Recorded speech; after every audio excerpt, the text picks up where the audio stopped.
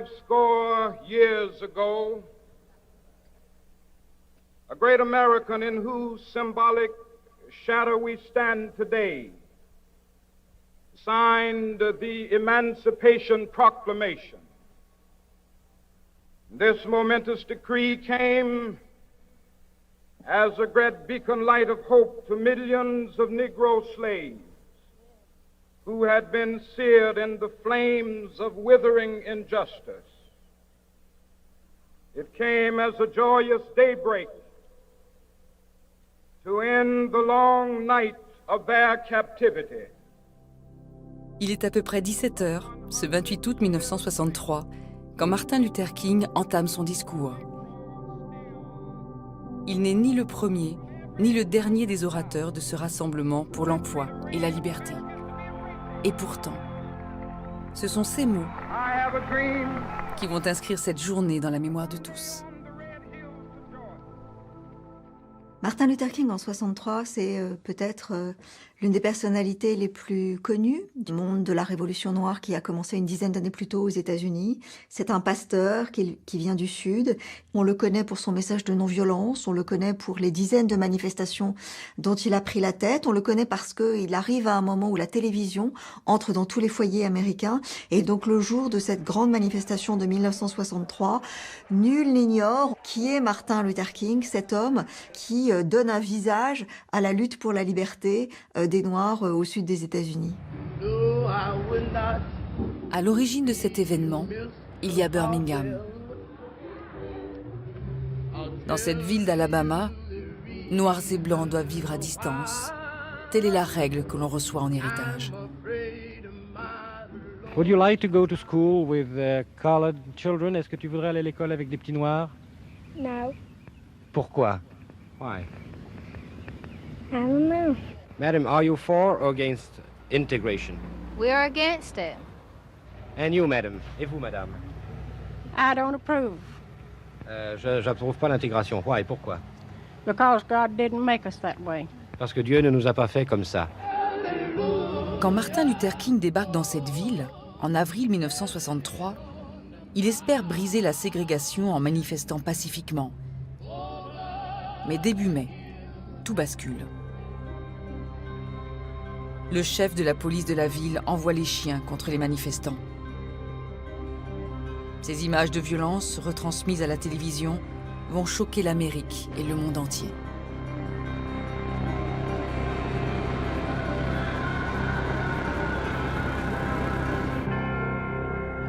Un mois plus tard, le 11 juin, le président Kennedy promet la présentation au Congrès d'une nouvelle loi contre la ségrégation avant la fin de l'été.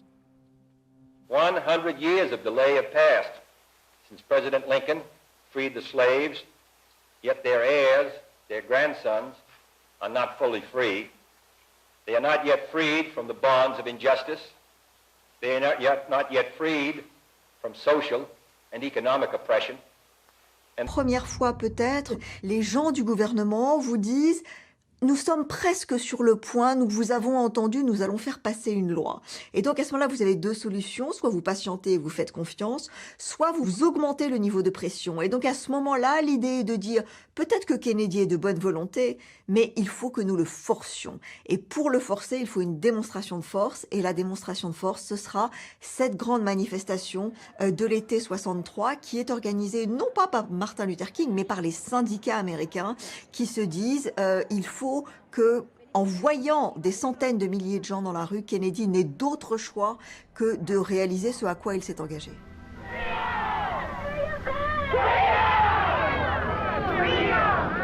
Ce 28 août 1963, c'est la foule des grands jours. Ils sont près de 250 000, noirs et blancs, à avoir rejoint Washington pour manifester pour l'emploi et la liberté. Parmi eux, on reconnaît certaines célébrités, comme les chanteurs Bob Dylan et John Baez, l'écrivain James Baldwin ou encore l'acteur Marlon Brando. En fin de matinée, la longue marche qui va du Capitole au Lincoln Memorial débute. La foule est dense, déterminée, pacifique.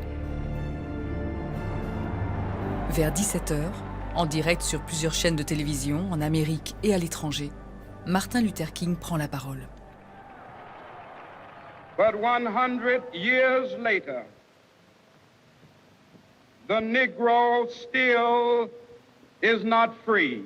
Il faut savoir qu'il n'est pas du tout l'orateur principal de la journée. Il est le 16e sur 18 orateurs. Il a préparé son discours un petit peu en amont et certains de ses conseillers lui ont dit « Écoute, Martin, tu es un pasteur, donc tu recycles un certain nombre de tes discours, c'est comme ça que tu fais. Il y a un thème, lui dit l'un de ses proches, Wyatt, que j'aimerais que tu ne ressortes pas encore, c'est le thème du rêve, parce que tu l'as utilisé plusieurs fois, encore à Détroit il y a quelques semaines, c'est un peu éculé. Et donc, Martin Luther King suit son conseil et le jour même, à 4 heures du matin, lorsque le premier manuscrit est terminé, il n'y a pas trace du rêve dans ce discours. It is obvious today that America has defaulted on this promissory note insofar as her citizens of color are concerned. Instead of honoring this sacred obligation, America has given the Negro people a bad check, a check which has come back marked insufficient funds. La première partie du discours est une partie fondamentale parce qu'elle est extrêmement politique et qu'elle est extrêmement véhémente. La métaphore qui l'emporte et qui est peut-être la plus importante du discours, c'est celle du chèque et du chèque sans provision. Ce que dit Martin Luther King, c'est « Il est grand temps maintenant que vous nous donniez la réalité de ce chèque sans provision et on est venu pour réclamer notre dû. » Pendant le discours, un événement inattendu se produit. La chanteuse et amie de Martin Luther King, Mahalia Jackson, située à quelques mètres de la tribune, lui dit « Parlez-leur du rêve, Martin ».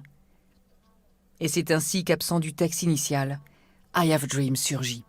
I have a dream that one day this nation will rise up and live out the true meaning of its creed. We hold these truths to be self-evident that all men are created equal. À 6 reprises, Martin Luther King utilise cette formule et dessine ainsi son rêve pour l'Amérique de demain. I have a dream. My 4 little children will one day live in a nation where they will not be judged by the color of their skin, but by the content of their character. I have a dream today. Puis il conclut son discours par ces mots. Free at last, free at last. Thank God Almighty, we are free at last.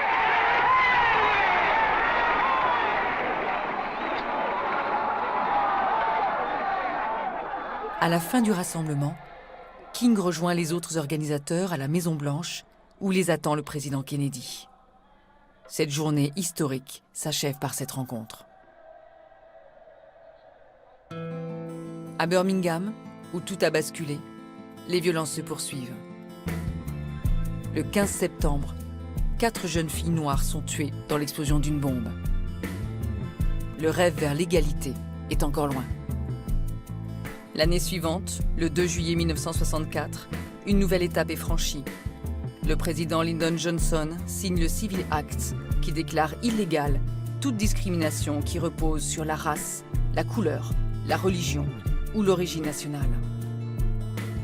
4 ans plus tard, Martin Luther King est assassiné à Memphis. Il avait 39 ans.